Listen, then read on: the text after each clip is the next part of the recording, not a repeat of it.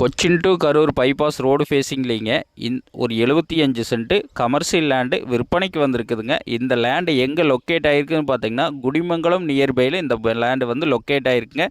குடிமங்கலம் 4 ரோட்லேருந்து எடுத்துட்டிங்கன்னா கரெக்டாக ஒரு 2 கிலோமீட்டரில் இந்த பூமி வந்து Cochin to Karur bypass road ஃபேஸிங்லேயே இந்த பூமி வந்து விற்பனைக்கு வந்திருக்குதுங்க.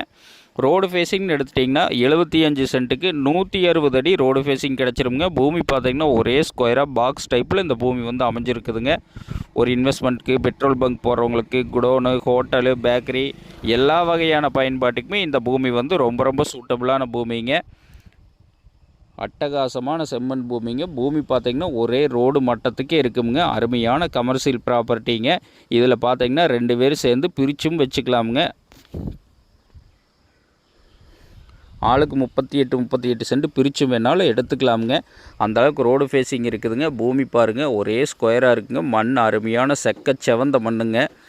நல்ல செழிப்பான ஏரியாலையும் நல்ல கமர்ஷியலான ஏரியாலையும் இந்த பூமி வந்து விற்பனைக்கு வந்திருக்குதுங்க. பக்கத்துலலாம் பார்த்திங்கன்னா கார்மெண்ட்ஸு, நூல் மில்லு, கல்யாண மண்டபம் எல்லாமே இதுக்கு நியர்பைலேயே இருக்குதுங்க.